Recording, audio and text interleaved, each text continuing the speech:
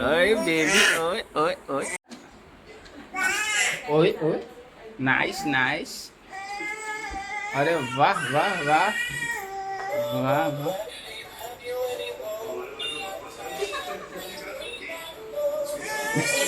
ये तो जैसे स्कूटर पे बैठता है ऐसे बैठ गया।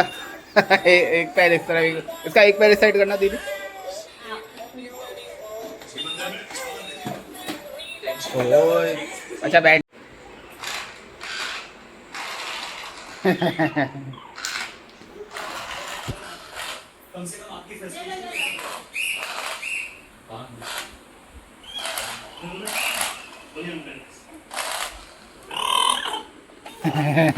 डर।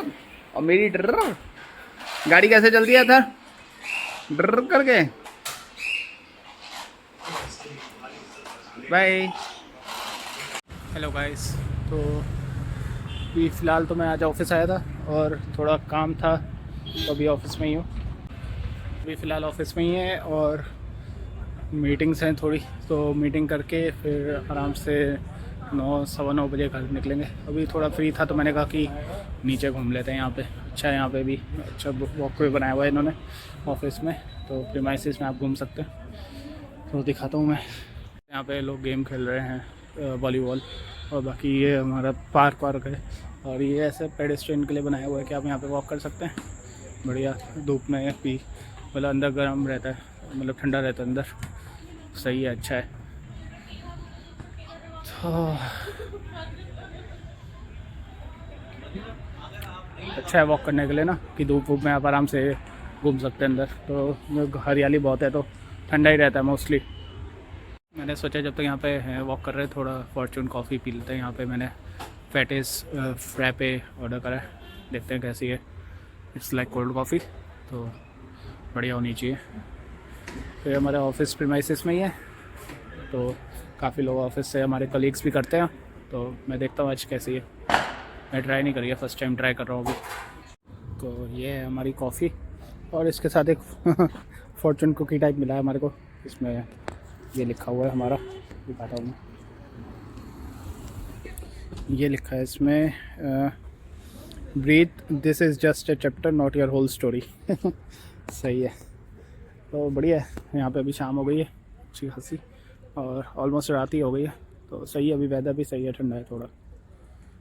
तो कॉफ़ी मैंने पी थी, बहुत बढ़िया है, टेस्टी है। मैंने इसमें थोड़ी वैनिला आइसक्रीम भी डलवाई थी, तो उससे अच्छा और टेस्ट अच्छा आ रहा है। तो मैं तो अभी फ़िलहाल वॉक ही कर रहा हूँ अकेले। हेलो गाइस, तो आपको याद होगा पीछे हमने टेस्ट करा था 100% से 0% तक, और उसमें हमारे को अराउंड 480 किलोमीटर की रेंज मिली थी। हालांकि 30% से कम, 30% और 0 तक लाने में हमने सिटी मोड ड्राइव करा था और L1 पे रखा था, वरना हमको 500 किलोमीटर की रेंज आराम से मिल जाती, विच इज़ फाइन। 480 भी बहुत अच्छी डिसेंट रेंज है, कंसीडरिंग कि हमारी 75 किलोवाट का बैटरी पैक है, और ये क्वाड व्हील ड्राइव है जिसमें डुअल मोटर होते हैं, ठीक है। अब उसके बाद से अगर आप देख सकते हैं मेरा ओडोमीटर पे यहाँ पे जो रीडिंग आ रही है 3106 की आ रही है, ठीक है। आप देख सकते होंगे लास्ट वीडियो से कि उस टाइम पे कितनी थी, और अब उसके बाद 200 किलोमीटर मैंने चला ली है, ठीक है। अराउंड 2900 थी जहाँ तक मुझे याद है, 2890 थी, ठीक है। तो आप वो देख लेना वीडियो में।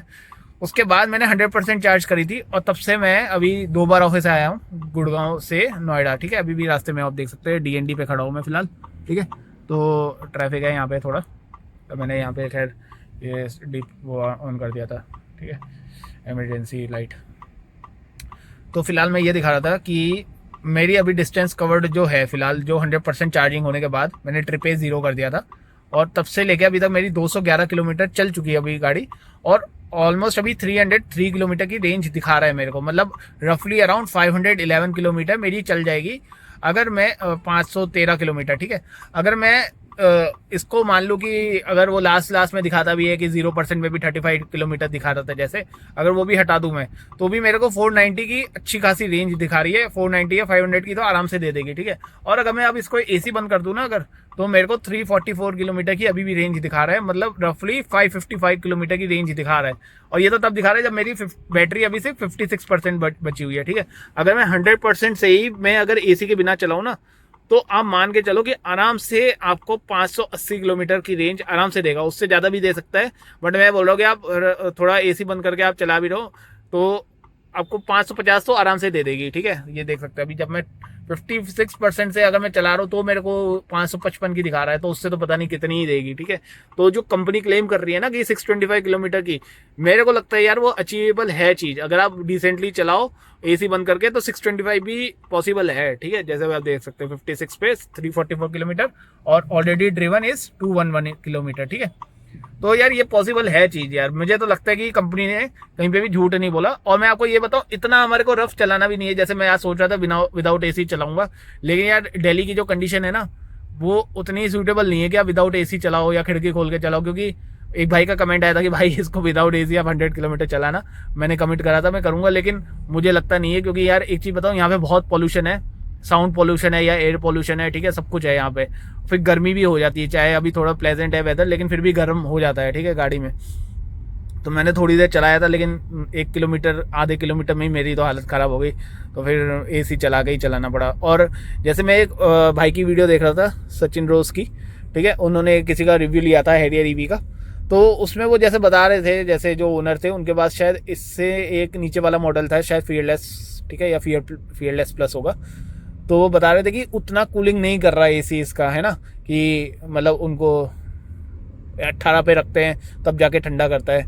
पता नहीं, मेरी जैसे एम्पावर्ड QWD मेरा मॉडल है, स्टेल्थ एडिशन, ठीक है। बल्कि मेरा तो कलर भी काला, उनका तो वाइट कलर था। कलर काला होने से ये होता है कि जैसे स्टेल्थ एडिशन का ब्लैक कलर है, तो उसमें तो धूप और वो एब्जॉर्ब करता है, मतलब और ज़्यादा गर्म करना चाहिए। लेकिन मैं आपको सच बता रहा हूँ, मैं आप ऐसा नहीं कि मैंने वीडियो चलाने के लिए ही मैंने करा है। मैं 25.5 डिग्री पे चला रहा हूँ फिलहाल, ठीक है ना।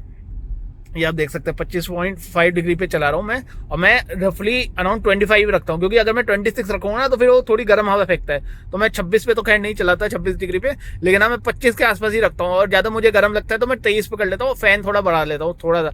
ऐसा नहीं कि मतलब बिल्कुल फुल फैन चला रहा हूँ मैं मैक्सिमम 2 या 3 की स्पीड पे फैन चलाता हूँ। और 25 किलोमीटर या 25 की टेम्परेचर में साइड रखता हूँ। तो भाई मेरे को उसमें बहुत सही ठंडा कर देता है, ठीक है ना। क्योंकि मेरे को खुद ही गर्मी लगती है, एक घर पे भी जैसे AC में ही रहता हूँ मैं, ठीक है ना। वहाँ पे मेरे को 16 रखना पड़ता है या 20 के आसपास रखना पड़ता है टेम्परेचर AC का, घर पे जब होता हूँ मैं, तब जाके रूम थोड़ा ठंडा करता है। ये तो गाड़ी छोटी है तो जल्दी ठंडा कर देगा, ठीक है। तो ये लेकिन मैं ये भी बोल रहा हूँ कि इसमें अगर आपने AC बंद कर दिया ना, तो थोड़ी देर बाद फिर आपको फील हो जाएगा कि यार बहुत गर्म हो गया, ठंडा करने के लिए आपको AC चलाना पड़ेगा, ठीक है। तो ऐसा नहीं कि ठंडा रखता है वो थोड़ी देर बाद फिर गर्म हो जाएगा। आपने इमीडिएटली अगर खिड़की खोल दी तो सारी ठंडी हवा चली जाएगी, फिर से आपको करना पड़ेगा। लेकिन हाँ, इसका ये कि क्विक है कि ये कूलिंग कर देता है, मतलब विद इन 2 मिनट्स आपका ठंडा भी कर देगा और ठंडा करता है भाई। ऐसा नहीं कि मतलब पता नहीं उनके पर्टिकुलर मॉडल में या तो दिक्कत होगी, जैसे वो बोल रहे थे कि और की गाड़ी में भी बैठा था हैरियर EV में वो सर वो, तो मुझे तो पता नहीं क्यों यार, मेरी गाड़ी तो सही ठंडी करती है। और ऐसा नहीं कि रात के टाइम में मैं 25 डिग्री है, मैं दिन में भी चलाता हूँ ना तो अराउंड इतने पे ही रखता हूँ कि 23 से 25 के बीच में। मेरे को 21 पे तो ले जाने की कभी ज़रूरत ही नहीं पड़ी। हाँ, अभी कभी कोई पीछे बैठता है तो मैं चला देता हूँ कि उसको इनकन्वीनियंट ना हो, तब मैं 21 पे या 20 पे चलाता हूँ और फैन स्पीड बढ़ा देता हूँ, तो भी उनको पहुँच जाती है। मैंने जितने भी लोग पीछे बैठे ना, अभी तक बहुत लोग तो नहीं बैठे, लेकिन जितने भी बैठे मैंने सबसे पूछा है कि मतलब उनको ऐसा तो नहीं कि गर्मी लग रही है, ठीक है ना। तो बोल रहे नहीं, सही हवा आ रही है उनके सामने। मैं ये दोनों वेंट्स खास करके फ्रंट वाले, ये तो उनकी तरफ ही कर देता हूँ, ठीक है। तो मेरा इससे काम हो जाता है। और जब मैं चलाता हूँ तो अगर मैं अकेला वैसे तो मोस्टली चलाता हूँ, तो मैं ये वाले अपने साइड कर लेता हूँ ड्राइवर का, और ये वाले को अपनी साइड कर लेता हूँ। तो मतलब बहुत ठंडी हवा आती है एकदम। तो एक तो ये था। और दूसरा, जैसे कुछ लोग बोल रहे थे कि इसमें यहाँ पे भी ग्लव बॉक्स जो है आगे, उसमें वो कूलिंग करता है, लेकिन उसमें कूलिंग नहीं करता है। जो आपका यहाँ पे होता है ये वाला जो है, इसमें आपकी ठंडी हवा आती है ना। तो मतलब आपका ये है कि अगर जैसे आपने कोई छोटी बॉटल रख दी ना, तो वो उसको तो ठंडा कर देगा थोड़ा। मतलब ऐसा नहीं कि बिल्कुल फ्रीज कर देगा, वैसा नहीं है, लेकिन हाँ कि ये तो उसको थोड़ा सा मेंटेन करके रखेगा। जितना आपका जो एसी का टेम्परेचर है कार का, उतना ही ठंडा हवा कर देगा, ठीक है। और पीछे की सीट वेंटिलेटेड नहीं है, इसमें सिर्फ फ्रंट सीट्स आपकी वेंटिलेटेड है। जैसे मैं उनकी वीडियो में देख रहा था, वो सर बता रहे थे कि एम्पावर्ड वाले या जैसे उनके जो मॉडल है उसके ऊपर के मॉडल्स में पीछे की सीट भी वेंटिलेटेड है, लेकिन ऐसा नहीं है, पीछे की सीट वेंटिलेटेड नहीं है इसमें, है ना। बाकी उनकी वीडियो में देखता हूँ, सचिन रोज की बहुत अच्छी वीडियो है, बहुत बढ़िया कंटेंट बनाते हैं खास करके ईवी को लेके, तो सही है। तो आई लव हिज वीडियोस। बाकी यहाँ हमारा भी देखते हैं अभी और यही था कुछ, मैंने ऐसे मतलब वीडियो देखता रहता हूँ कुछ लोगों की, तो उसके बेसिस पे जो मेरे पास जो जितनी अंडरस्टैंडिंग है उसके हिसाब से, क्योंकि मैं तो यही गाड़ी चलाई है अभी तक ईवी में ना, तो इसी का ही मेरे को थोड़ा बहुत आइडिया है। बाकी यार अब जैसे मैं ना ऑफिस से आता हूँ गुड़गांव से, तो या तो मैं ये कोशिश करता हूँ 3-3:30 बजे तक निकल जाऊँ, और या तो फिर 9-10 बजे निकलो। तो उस टाइम पे फिर ये हो जाता है कि मेरे को है ना, यहाँ पे आप देख रहे हो मेरे को जाम नहीं मिला बिल्कुल भी। जैसे मैं 9 बजे निकला था, ऑलमोस्ट 10:30 बज रहे हैं, तो मैं ऑलमोस्ट पहुँच गया हूँ अभी 1.5 घंटे में यहाँ नोएडा गुड़गांव से। तो ये बेनिफिट रहता है। तो मैं या तो इसीलिए कोशिश करता हूँ कि, और आज तो खैर मेरी मीटिंग भी थी, कॉल था 8 से 9, तो इसलिए मैं थोड़ा लेट ही निकल पाया, तो सही है। बाकी इस गाड़ी को लेके आपके और भी कोई क्वेश्चन है तो आप पूछ सकते हैं। हाँ, एक चीज़ और थी मैंने जो ऑब्जर्व करी थी, जैसे पीछे हमारा एक डिस्कशन चल रहा था भाई से, वो बोल रहे थे कि 90 एंड अबव वो आपका रीजन काम नहीं करता, क्योंकि गाड़ी आपकी चार्ज है बैटरी, तो इसलिए वो काम नहीं करेगा। इस बार मैंने क्या करा था, जब 100% चार्ज हो गई थी ना, तो मैंने L3 पे ही चला रहा हूँ तब से, है ना, ऐसा नहीं कि मैंने कम से चला रहा हूँ, तो इसलिए मेरे को रेंज सही दे रही थी। ऑलमोस्ट 516 की अभी दिखा रहा है, जैसे 300 किलोमीटर की रेंज दिखा रहा है बची हुई, और ऑलरेडी 216 चली हुई है। तो मैंने क्या कर रहा था, मैं 100% से ही चेक कर रहा था कि यार ये रीजन मोड काम करता है कि नहीं, तो नहीं कर रहा था। लेकिन मैंने फिर ये भी ऑब्जर्व करा है कि 95 ऑनवर्ड्स, 95 एंड बिलो वो रीजन मोड काम कर रहा था। मतलब अगर मैं एक्सेलरेशन छोड़ रहा हूँ तो वो इमीडिएट ब्रेकिंग के लिए काम कर रहा था, और बैटरी भी चार्ज कर रहा था, ठीक है ना। तो ये है कि 90 पे तो नहीं, लेकिन ऐसा नहीं कि 90 एंड बिलो में ही आपका रीजन मोड काम करेगा। जो मेरी गाड़ी में मैंने ऑब्जर्व करा है कि 95 एंड बिलो सही से काम करता है वो, और उसमें फिर बैटरी भी मतलब आपकी थोड़ी वो कर देता है, स्ट्रेच कर देता है बैटरी को, है ना। इसमें दिखाता भी है कि आपकी चार्ज कर रहे हैं, मतलब अगर आप एक्सेलरेशन छोड़ रहे हो तो वो वैसे दिखाता था कि आपकी वो बैटरी की चार्जिंग में जा रही है ना। और एक्सेलरेशन छोड़ने पे वो वैसा फील हो रहा था कि मतलब स्पीड में ब्रेकिंग लग रही है उसकी, ठीक है ना, मतलब वो उसमें रीजन के हिसाब से। तो ये भी था एक, तो मैंने कहा बता दूं मैं जो मेरी ऑब्जर्वेशन है। बाकी किसी के पास भी ईवी गाड़ी, क्योंकि ये तो अगर अप्लाई हो रहा है तो ऐसा नहीं कि हैरियर ईवी में ही अप्लाई हो रहा है, वो तो किसी के पास भी गाड़ी है ईवी गाड़ी, तो वो उस पर भी सेम चीज़ अप्लाई हो रही होगी। तो किसी और के पास भी ओनर है, अगर उनका कोई ऐसा कुछ एक्सपीरियंस है तो बताना आप प्लीज़ कि आपकी कौन सा मॉडल है, या आपने ट्राई करा है कि 100 या 95 पे या 90 पे, तो उस पर वो एक्सेलरेशन छोड़ने पे रीजन मोड अगर आपका L3 है या L2 है, तो वो एक्सेलरेशन छोड़ने पे ब्रेकिंग सही से लगा रहा है कि नहीं, और मतलब वो अगर वो ब्रेकिंग लगा रहा है इसका मतलब वो आपका चार्जिंग में ही जा रहा होगा, है ना। अगर वो एक्सेलरेशन छोड़ने पे वन पेडल टाइप वो काम कर रहा है तो, है ना। तो मेरी तो यही ऑब्जर्वेशन थी कि 95 एंड बिलो वो सही से काम करता है। ये बाकी हम नोएडा पहुंच गए, घर ऑलमोस्ट पहुंचने वाले थोड़ी देर में। ये नोएडा बढ़िया है यार, रात को एकदम लाइट वाइट चल जाती है। गुड़गांव भी बढ़िया है, एकदम लाइट वाइट सारी बिल्डिंगों में, और अच्छा लगता है, सिटी आपकी खूबसूरत लगती है बहुत। और रात को ही ड्राइव करने में तो मज़ा ही आ जाता है यहाँ पे तो खैर।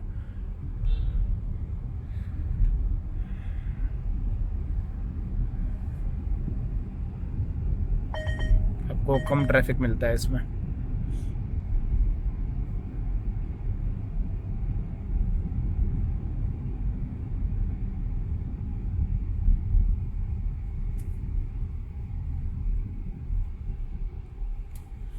बाकी यार अभी जैसे हमारे 3100 किलोमीटर पूरे हो गए, और अब मेरे को कल 1 महीना हो जाएगा गाड़ी को लिए हुए।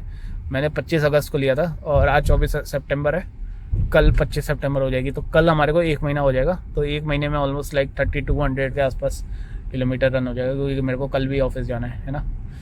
तो 3200 कुछ किलोमीटर मेरे पूरे हो जाएंगे। और 1 महीने में भाई ये गाड़ी ने ना, मैं सही बता रहा हूँ, जितना भी मेरा छोटा बहुत एक्सपीरियंस है, इतनी ज़बरदस्त परफॉर्म करती है गाड़ी, पावर वाइज कहीं कोई लैग नहीं है। और मैं ये सही बता रहा हूँ, मैं ऐसे झूठ बोलने के लिए नहीं बोल रहा, आप लोग चाहो तो एक्सपीरियंस भी ले लेना। ऐसा नहीं कि आप खाली बूस्ट मोड लगा रहे हो तभी आपको पावर दे रहे हैं ना, you will get sufficient amount of power अगर आप इको मोड में भी चला रहे हैं। इको मोड में भी आपको ऐसा नहीं होगा कि कहीं पे आपको लैग आ रहा है या ओवरटेक करने में कोई दिक्कत आ रही है ना। क्योंकि जब मैं सिटी में होता हूँ ना, मैं प्रेफर करता हूँ मैं इको मोड में ही चलाऊँ, ठीक है ना।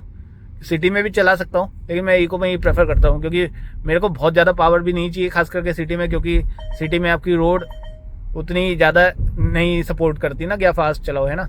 रिस्की भी रहता है कि वो अपनी लाइफ या किसी और की लाइफ ख़राब कर रहे हैं ना, 1 सेकंड की बात हो जाती है, ठीक है। तो थोड़ा लेट चले जाओ वो ज़्यादा अच्छा है, बजाय इसके कि रफ चलाओ या कुछ हो जाए, है ना।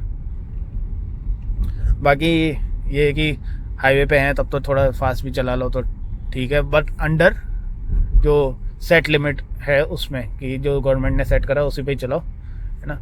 कभी कभार चला लो तो ठीक है कि मतलब आप देख रहे कि आसपास क्लियर है तो, लेकिन बाकी तो ऐसे ही चलाओ तो सेफली तो सही है।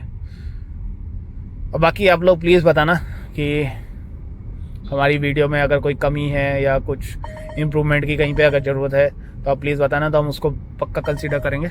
और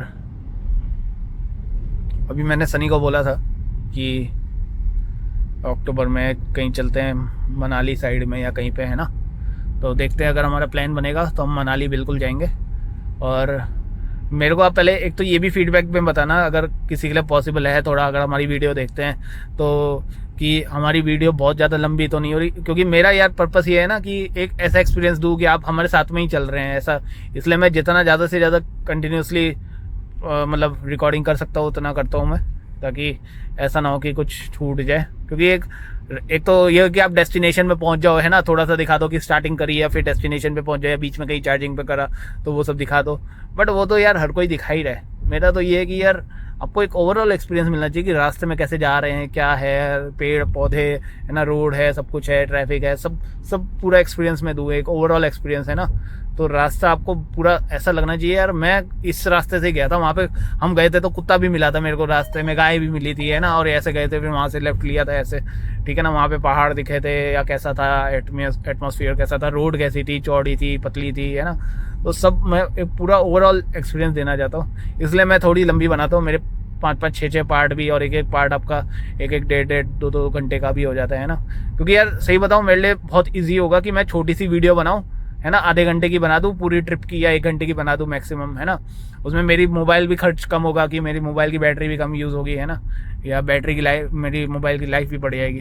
बट मेरा ये है कि यार एक अच्छा एक्सपीरियंस दूँ ओवरऑल, कि उसमें मेरा एफर्ट भी लगता है कि मेरे को कंटिन्यूसली मोबाइल पकड़ के रखना पड़ता है चलाते वक्त। 1 मिनट। तो उसमें मेरे को ये है कि कंटिन्यूसली पकड़ के रखना पड़ता है 8-8, 7-8 घंटे जितनी भी देर है, ठीक है ना। और मेरी मेमोरी भी मैं इंश्योर करता हूँ कि उसके लिए खाली रहे, क्योंकि अभी जैसे हम वहाँ कनातल गए थे, 1 दिन में ही आ गए थे, तो भी मेरी ऑलमोस्ट 250 GB के आसपास स्पेस यूज़ हो गई थी। और मेरे को फिर 100 GB रखना ही पड़ता है इन स्पेयर, क्योंकि अगर मैं वीडियो को प्रोसेस कर रहा हूँ तो उसको भी सेव करके, और इसीलिए मैं फिर एक पार्ट एक बार में प्रोसेस करता हूँ, क्योंकि उतनी पहले स्पेस लेके प्रोसेस हो जाएगी, उसको लोड करता हूँ, फिर सेकंड पार्ट बनाता हूँ, फिर उसको लोड करता हूँ, इसलिए मेरे को टाइम भी ज़्यादा लगता है ना। तो अगर आप बताना अगर आप लोग कैसे चाहते हैं, अगर मैं छोटी वीडियो बनाऊँ या बड़ी बनाऊँ या कैसे भी, जैसे भी आप बोलेंगे मैं तो वैसे भी बना दूँगा ना, क्योंकि आप लोग को पसंद आनी चाहिए। हम तो एक्सपीरियंस कर ही रहे हैं, लेकिन मेन आपका एक्सपीरियंस का ज़रूरी है। तो आप लोग बताना, तो हम लोग नेक्स्ट ट्रिप जब करेंगे ना तो उस हिसाब से ही वीडियो बनाएंगे, है ना। क्योंकि अगर मैं एक दिन में मेरी 250 GB यूज़ हो गई, तो मैं तो ये सोच रहा हूँ कि अगर मैं 5-5, 6-6 दिन के लिए जाऊँगा या 3-4 दिन के लिए तो जाएंगे ही, अगर मनाली जाएंगे तो उस केस में मेरे को यार कम से कम 5 TB की हार्ड डिस्क एक लेनी पड़ेगी, और डेटा वहाँ पे सेव करते रहना पड़ेगा, ताकि जब मैं वापस आऊँ तो फिर वीडियो बनाऊँगा तो हार्ड डिस्क में से लेऊँगा। क्योंकि मेरी जो मोबाइल है उसमें मैक्सिमम 512 है, उसमें भी 200 GB तो ऐसा डेटा है कि मैं उसको डिलीट भी नहीं कर सकता, पर्सनल डेटा, फैमिली का, फ़ोटोज़ जो मैं हटा भी नहीं सकता, ठीक है ना। तो मेरे पास रफली 300 GB ही रहेगी, तो मैं यही कोशिश करूँगा इन दैट केस कि एक हार्ड डिस्क लूँ और उसमें डेटा सेव करता रहूँगा, और फिर घर आके कंपाइल करके फिर डालता रहूँगा, है ना। तो जैसा भी आप बताइएगा। बाकी मैं मनाली में भी अगर ट्रिप करेंगे तो मैं उसके लिए मॉनिटर कर रहा हूँ कि वहाँ पे क्या कंडीशन है, क्योंकि पीछे काफ़ी वहाँ पे भी डिस्ट्रक्शन हुआ था, जो भी फ्लडिंग हुई थी, है ना, या रेन हुई थी, हैवी रेन, या वहाँ पे जो रिवर का फ्लो बढ़ गया था, तो उसकी वजह से काफ़ी डैमेजिंग सिचुएशन हो गई थी, काफ़ी रोड डैमेज है ना। तो अगर पॉसिबल होगा ना, अगर, क्योंकि हम सोच रहे हैं कि अराउंड 3 अक्टूबर के आसपास जाएंगे, ठीक है, तो उस टाइम पे अगर सही रहेगा ना, तो और तब तक, क्योंकि कंस्ट्रक्शन, जो रोड का जो कंस्ट्रक्शन है या रीडेवलपमेंट है, वो इन प्रोग्रेस चल रहा है ऑलरेडी, है ना। और वैसे तो बोल रहे हैं कि 15 अक्टूबर तक ही हो पाएगा, या उससे पहले कितना ही हो पाएगा, आई डोंट नो। बट हाँ, वहाँ की जो लोकल गवर्नमेंट है या वहाँ के जो अथॉरिटी वाले हैं या वहाँ के जो लोग हैं, वो लोग अपनी साइड से तो पूरी कोशिश कर रहे हैं कि डेली बेसिस पे जितना स्पीडली प्रोग्रेस हो सके, क्योंकि वहाँ पे मेजरली तो आपका टूरिस्ट अट्रैक्शन ही है, और वहीं मेन सोर्स ऑफ इनकम तो काफ़ी लोगों की उसी से ही हो जाती है ना, तो वो भी हैम्पर्ड हो रही हैं। या जो local connectivity, road connectivity locals के लिए भी चाहिए, क्योंकि मार्केट से सामान आएगा तो ऐसे वहाँ पे तो अपने आप इतना कितना ही वो लोग ग्रो कर लेंगे ना। तो ये है कि बाहर से भी काफ़ी सामान चीज़ें आती हैं वहाँ पे, तो इसलिए वहाँ पे रोड तो होनी भी चाहिए वैसे भी। तो खैर वो लोग बना रहे हैं अभी, और मैं भी वीडियो में देखता रहता हूँ कि क्या प्रोग्रेस है, क्योंकि मैं यार आज तक कभी मनाली गया नहीं। और मैं सही बता रहा हूँ, जब मेरी गाड़ी आने वाली थी ना, उससे कई टाइम पहले से मैं सोचा था यार मनाली जाऊँगा, और पता नहीं कितनी ही वीडियो देख ली मैंने, कितने यूट्यूबर्स की, है ना। तो यही एक्सपीरियंस कर लेता था कि यार मैं उन्हीं के साथ जा रहा हूँ तो लेकिन मैंने ये सोचा था जब भी मेरी गाड़ी आएगी मैं मनाली ज़रूर जाऊँगा, लेकिन ये अनफॉर्चुनेट रहा कि वहाँ पे इतना ज़्यादा डिस्ट्रक्शन हो गया। हालांकि अब चीज़ें नॉर्मल हो रही है, वेदर तो बहुत अच्छा हो गया, वेदर तो ठीक है, मतलब बारिश वाला नहीं है, क्लियर है वेदर, तो वेदर वाइज तो ठीक है वहाँ पे। लेकिन वहाँ पे बस वही है कि रोड टूटी हुई है। हालांकि सब जगह नहीं टूटी हुई है, कुछ कुछ जगह पे टूटी हुई है, और लैंडस्लाइड है तो अभी वो क्लियर कर रहे हैं ना उसको, क्योंकि उसमें टाइम लगता है। पत्थर मैं देख रहा था क्रेन से, वो या वो जो उनकी वो होती है हैवी इक्विपमेंट, उससे भाई उसको तोड़ रहे थे प्रॉपर पत्थरों को, और फिर उसको ट्रक में लोड कर करके वहाँ से हटा रहे थे। तो मतलब बहुत ही मेहनत वाला काम है यार, हेड्स ऑफ है उनको, वहाँ की जो भी अथॉरिटी है, गवर्नमेंट और लोकल अथॉरिटी है, उन लोग को, कि भाई मेहनत वाला काम है और रिस्की भी है यार, जो जान जोखिम में डाल के वो लोग इतनी बेचारी मेहनत कर रहे हैं ताकि रोड्स वापस कंस्ट्रक्ट करी जा सके, या क्लियर जहाँ पे करना है तो वो क्लियर करें। तो यही हमारा तो प्लान था अभी फ़िलहाल तो मनाली का। एक बार मेरे को वैसे भी जाना है, और एक बार स्नो होगी ना तो तब फिर से जाऊँगा मैंने वो भी सोचा हुआ है कि जब भी स्नो होगी तब एक बार वहाँ का प्लान बनाएंगे, तो 1 या 2 बार तो जाएंगे ही एटलीस्ट, है ना। और बाकी देखते हैं, अगर वहाँ का पॉसिबल नहीं हो पाया ड्यू टू दी सिचुएशंस की, अगर सिचुएशन वहाँ पे रिस्की है तब फिर कहीं और का प्लान बनाएंगे, ठीक है ना। पर जो भी है हम बनाएंगे ज़रूर, और आप लोग बताना कि आपको किस तरह से वीडियो चाहिए, है ना, डिटेल में, जैसे अभी हम डाल रहे हैं ऐसे डिटेल में चाहिए या शॉर्ट में चाहिए, तो हम फिर उस हिसाब से ही प्लान करके चलेंगे, है ना। क्योंकि अदरवाइज़ मेरे को एक हार्ड डिस्क भी ख़रीदनी पड़ेगी ताकि डेटा वहाँ पे मैं मूव करता रहूँ, ठीक है ना। मैं तो कई बार ऐसा भी होता है कि फ़ोन बिल्कुल गर्म होकर कैमरा बंद ही हो जाता है, तो मजबूरी में फिर बंद करना पड़ता है कि यार थोड़ा ठंडा हो जाएगा। तो हालांकि कम बार करता है बट कर देता है कई बार। या पीछे हमारा ये था कि चार्जर जो हम लेके गए थे केबल, वो उससे बहुत ही स्लो चार्जिंग कर रहा था, मतलब वो चार्ज ही नहीं कर रहा था। तो फिर हमने फिर स्पेशल एक पोर्ट्रॉनिक्स का हैवी ड्यूटी वाला केबल लिया है ताकि एक से सनी कर सकेगा अपना, वो तो सनी तो खैर अपना ही ले जाता है, उसका तो 90 या 120 किलोवाट का है, वो 120 वाट का है, तो वो तो अपना जो कंपनी से मिला था वही वाला लेके जाता है। बाकी एक हमने और ले लिया था ताकि हम दोनों पैरेलली अपना अपना चार्ज कर सकें। तो चाहिए ही होता है भाई फ़ोन, क्योंकि वो अपना गाना वाना सुनता रहता है वीडियो यूट्यूब पे, तो उसको गाना स्क्रीन ऑन रख के ही सुनना होता है, तो उसकी बैटरी यूज़ होती है उसमें, और मेरी इसलिए यूज़ होती है कि मेरी शूटिंग कर रहा हूँ, मैं रिकॉर्डिंग कर रहा हूँ, है ना। तो ये चीज़ है। और बाकी मैं एक ये, जैसे मैंने बोला था कि जैसे हमारे 1000 सब्सक्राइबर हो जाएंगे तो हम एक एक्शन कैमरा भी लेंगे ताकि और अच्छा आपका एक्सपीरियंस बना सके। तो यहाँ डैशबोर्ड में उसको इंस्टॉल कर देंगे और फिर वो रिकॉर्डिंग कंटिन्यूसली करता रहेगा। तो एटलीस्ट मेरे को ये कि फ़ोन से मेरे को फिर ऐसे पकड़ के रिकॉर्डिंग नहीं करनी पड़ेगी, उसकी रिकॉर्डिंग चलती रहेगी। लेकिन हालांकि उसमें भी एक लिमिटेशन है कि उसमें 50 GB तक ही आप रिकॉर्डिंग कर सकते हैं ना, तो उसमें मूव करना पड़ेगा जैसे मेरे फ़ोन में तो 300 GB तक का है डेटा, तो मैं इसमें सेव कर सकता हूँ। 300 GB की स्पेस है, उसमें कम है। और दूसरा भी जैसे मैं कैमरा भी देख रहा था, एक्शन कैमरा कौन से अवेलेबल हैं, तो एक्शन 5 ऑस्मो एक्शन 5 DJI का है, वो है अवेलेबल। लेकिन अभी एक्शन 6 भी आने वाला है, तो अगर हमारे 1000 सब्सक्राइबर हो जाएंगे तो मैं फिर वही वाला लूँगा। अभी पता नहीं कब लॉन्च होगा, शायद अक्टूबर में या नवंबर में होगा। तो अगर तब तक हमारे 1000 सब्सक्राइबर हो जाएंगे तो फिर मैं लूँगा, अदरवाइज़ तो देखते हैं जब भी होंगे जब लेंगे। तो मैं तो यही कोशिश कर रहा हूँ कि उससे पहले ही हो जाए, ताकि लॉन्च के टाइम पे हमारे पास फ्रेश एक कैमरा हो, जो उसका फिर रिव्यू भी करेंगे हम कि कैसा रहा, है ना। हालांकि मेरे बॉस बोल रहे थे उनके पास है, क्योंकि वो तो बाइकिंग भी करते हैं, तो वो बोल रहे थे यार इतना यूज़ गाड़ी के लिए तो नहीं है, बाइक हो तो समझ में भी आता है, गाड़ी में उतना यूज़ नहीं है। तो हालांकि सही भी बोल रहे हैं, बट मेरा इसलिए मैं एक तो पर्पसफुली मैं लेना चाह रहा हूँ, क्योंकि क्या है कि ड्राइव करते वक्त ना हाथ में पकड़ के चलाना थोड़ा रिस्की हो जाता है। एटलीस्ट ये होगा कि वो डैशबोर्ड पे लगा रहेगा ना, तो my hands will be free, so it will be less risky. Although अगर हम ट्रिप पे जाएंगे ना तो मैं फिर सनी ड्राइव करेगा, क्योंकि मैं चाहता हूँ कि वही ड्राइव करे, उसको भी मज़ा आएगा। तो तब मैं तो रिकॉर्डिंग कर सकता हूँ साइड में बैठ के। तो ये है कि तब हम 2-3 एंगल से ले सकते हैं, एक तो फ़ोन से यहाँ से साइड से ले लो, और वो तो चल ही रहा है आगे, है ना। तो फिर वो साइड में मैं एक छोटी वीडियो बना के उसको डाल सकता हूँ कंटिन्यूस उसमें, तो ये भी कर सकते हैं हम, है ना। तो खैर जो भी आप बताना मेरे को कि आप लॉन्ग वीडियो चाहते हैं या छोटी वीडियो चाहते हैं आधे एक घंटे की, तो उस हिसाब से हम फिर प्लान करेंगे चीज़ों को। ये है, बाकी मैं घर तो पहुंचने वाला हूँ अभी, और वीडियो में और भी कोई अगर इम्प्रूवमेंट का पॉइंट है तो आप वो भी बताना। बाकी ये मैंने एक और चीज़ सोची थी कि माइक भी लूँगा मैं, अगर DJI का जब एक्शन कैमरा लूँगा तो उसके साथ DJI का ही माइक भी ले लूँगा मैं, ताकि साउंड क्वालिटी भी और अच्छी इंप्रूव हो जाए। हालांकि मुझे तो इसकी भी क्वालिटी सही लगती है, और मेरे को सही बताऊँ, मेरे को इसकी कैमरे की क्वालिटी भी बहुत अच्छी है। मैं 8K तक भी इसमें रिकॉर्ड कर सकता हूँ, क्योंकि ये जो Xiaomi 15 अल्ट्रा फ़ोन है ये कैमरा बेस्ड ही है। मैंने और जानबूझ के ही लिया था कि मेरे को जैसे अथर का ये चैनल बनाया था, तो इसीलिए मैंने जानबूझ के लिया था कि उसकी जो वीडियो की रिकॉर्डिंग होगी ना तो वो मैं अच्छे से कर पाऊँगा। हालांकि अब गाड़ी आ गई तो इसी पे ज़्यादा वो हो जाता है लेकिन मेरा, या ट्रिप पे हम जाएंगे तो उसमें काम आ जाएगा। तो मेरा मेन पर्पस यही था कि इससे वीडियो रिकॉर्डिंग अच्छी हो जाएगी, क्योंकि इसकी कैमरे की क्लैरिटी बहुत अच्छी है Xiaomi 15 अल्ट्रा की, और इसमें मतलब माइक भी सही से रिकॉर्डिंग कर देता है। लेकिन हाँ, एक प्रोफेशनल कैमरा जो एक या एक्शन कैमरा जो होती है उसकी भी अपनी अलग ही वो हो जाती है क्वालिटी ना।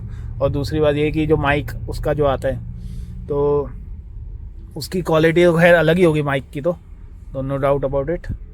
तो देखते हैं कैसे हमारा चैनल ग्रो करता है, उसके हिसाब से ही पूरा रहेगा। तो अभी तो ये सोचा था हमने, देखते हैं कैसे होता है। बाकी हाँ, ये गाड़ी भाई मैं सही बता रहा हूँ बहुत अच्छी गाड़ी है, ठीक है ना।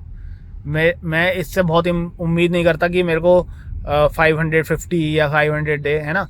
मेरे को ये जितनी भी दे देगी ना, अगर मेरे को ये 450 किलोमीटर की भी रेंज दे रही है ना, मैं आपको सही बता रहा हूँ जो मेरी फीलिंग है एज ए ओनर, अगर ये मेरे को 450 किलोमीटर की देगी ना तो भी आई वुड बी हैप्पी। पता है क्यों? क्योंकि इसमें जो मेरे को लग्जरी फील आता है या जो मेरे को कंफर्टनेस मिलती है ना, तो उसके हिसाब से अगर मेरे को 450 की रेंज ही देगा ना तो भी बहुत अच्छी है मेरे लिए। यार इतने मैं कन्वीनियंटली जा रहा हूँ, इतनी बढ़िया गाड़ी, इतनी बड़ी गाड़ी, 2-2.5 टन की गाड़ी में मैं अगर जा रहा हूँ, और उसके बाद मेरे को इस बैटरी पैक में अगर 75 किलोवाट की बैटरी पैक पे विद ड्यूल मोटर अगर मेरे को इतनी रेंज दे रहा है, I would be more than happy. उसके 450 के ऊपर जितना भी मेरे को मिल रहा है ना वो सारा मेरे लिए सरप्लस है मैं तो उसको बोनस ही कंसीडर करता हूँ। मैं सिर्फ 450 की एक्सपेक्ट करता हूँ, उसके ऊपर जितनी है वो सब अच्छा है। तो अगर मेरे को 500 दे रहा है I am more than happy. If I am getting 450 I am still very happy कि भाई बहुत सही है, क्योंकि ये गाड़ी भाई बहुत अच्छी है। और अगर कोई भी प्लान कर रहा है ना, कोई भी अगर ईवी गाड़ी लेने का, तो भाई आप एक बार इसको टेस्ट ड्राइव लो, आपको मज़ा आ जाएगा। और मैं ये नहीं बोल रहा कि XEV9 ही ख़राब है या BE6 ख़राब है, वो दोनों गाड़ियाँ भी बहुत बढ़िया हैं। महिंद्रा वालों ने बहुत बढ़िया गाड़ी निकाली है ना। और उसमें बहुत सारे ऐसे फीचर्स भी हैं जो इस गाड़ी में नहीं है ना। बट मुझे तो यार उसके बावजूद भी यही गाड़ी पसंद आई थी, क्योंकि इसकी रोड प्रेजेंस बहुत अच्छी है। और जो इसका स्टेल्थ एडिशन जो है ना, खास करके भाई कलर देख के खुशी आ जाती है बिल्कुल अलग सी कि यार क्या बढ़िया गाड़ी है। मतलब ये सही बता रहा हूँ मैं, जो इसके फीचर्स हैं ना उसको देख के फील ही नहीं होता या लगता ही नहीं है कि 30 लाख रुपए की गाड़ी ये है ना। ऐसा लग रहा है पता नहीं कितनी 50-60 लाख की गाड़ी है। या जैसे इसमें जो फीचर हैं, जैसे आपकी सेल्फ पार्किंग वाली है, वो तो खैर XCV9 ही और BE6 में भी हैं फीचर्स कि आपकी सेल्फ पार्क कर देता है। या जो समन मोड है कि वो गाड़ी आप आगे रिमोट से आगे पीछे कर सकते हैं, वो तो खैर तीनों गाड़ियों में वो चीज़ अवेलेबल है और बहुत अच्छे फीचर्स हैं, प्रैक्टिकल यूज़ है उनका, है ना।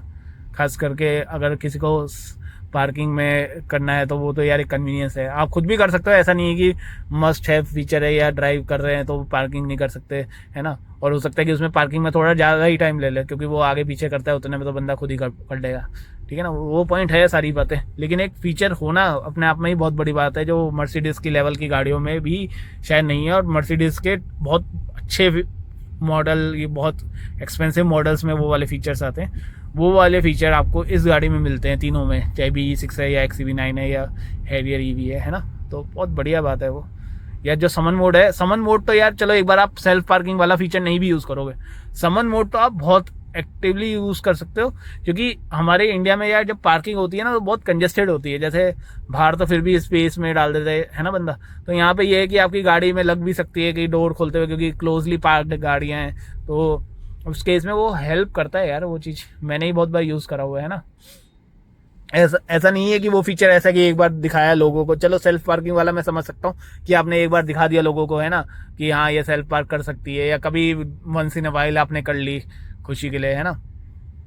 बट समन मोड तो आप यार यूज़ कर सकते हैं उसको, बहुत अच्छा फीचर है वो, और तीनों गाड़ियों में अवेलेबल है, सबसे अच्छी बात ये है। और BE6 तो यार मेरे को सही बताऊँ, सबसे पहले मेरे को BE6 ही अच्छी लगी थी, आज भी अच्छी लगती है, बढ़िया गाड़ी है वो। और अंदर से मेरे को XCV9 अच्छी लगती है, मतलब वो लग्जरी जो XCV9 में है ना। BE6 तो है अच्छी गाड़ी है नो डाउट, अंदर से भी बहुत अच्छी है, लेकिन XCV9 ज़्यादा लग्जूरियस फील कराती है, क्योंकि उसका इंटीरियर बहुत सुपीरियर उसका है ना। और हैरियर EV भी बहुत बढ़िया गाड़ी है यार, अंदर से बढ़िया गाड़ी दिखती है, तो अच्छी है गाड़ी ये भी। मतलब कंफर्टनेस के मामले में ना तीनों गाड़ी अच्छी है, लेकिन अगर ज़्यादा अच्छी कंफर्टनेस या लग्जरी आपको चाहिए तो अगर आप चाहो तो XCV9 भी ले सकते हो, वो बहुत अच्छी कंफर्टनेस है इसमें, नो डाउट इसमें भी है, लेकिन उसमें आपको और ही कंफर्टनेस मिल जाएगी, हो सकता है ना। जैसा अब इसकी पीछे वाली सीट है, सनी ने बैठ के देखा था, कोई बोल रहा था कि बहुत स्ट्रेट है, तो लॉन्ग रूट में आपको हो सकता है उतनी कंफर्टनेस ना मिले, जैसे XCV9E में है। मेरे को पता है कि वहाँ पे एक लेवल रिक्लाइन हो जाती है पीछे वाली सीट भी, है ना। बाकी मेरे को तो ठीक लगी इसमें भी, ठीक ये वाली सीट भी मेरे को सही लगी, क्योंकि मैं पीछे बैठा हूँ, मुझे ऐसा उतना फ़र्क नहीं पड़ा। बाकी मैं तो खुद ही पहले वैगन थी, तो उस हिसाब से मेरे लिए तो सारी ही गाड़ियाँ अच्छी है चाहे ये हो या BE6 है या XCV9 है, all cars are very nice, है ना। तो मुझे तो खैर उतना फील नहीं हुआ, और आगे वाली तो खैर है ही सीट सारी अच्छी, ठीक है ना। तो कोई सोच रहा हो तो भाई ले सकते हैं आप। बाकी मैं तो यही बोलूँगा कि क्योंकि अब ऐसा तो नहीं है ना रोज़ गाड़ियाँ चेंज करोगे, है ना, एक बार ही लोगे, 5-6 साल में चलो चेंज कर लोगे, तो कोई भी डिसीजन लो उससे पहले आप खुद टेस्ट ड्राइव करो।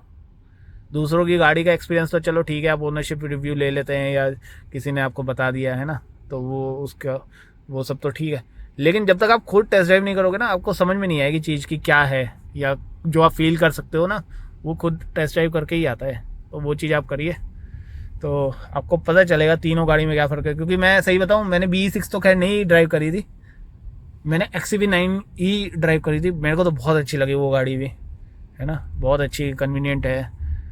लेकिन मैंने वो ली नहीं थी क्योंकि उतना कूपे डिज़ाइन मेरे को समझ में नहीं आ रहा था, तो डिज़ाइन इसका जो था ज़बरदस्त था। हैरियर तो खैर डीजल मॉडल अपने आप में ही अपनी ज़बरदस्त दिखती है, और इसका भी जो फीचर्स हैं ज़बरदस्त थे।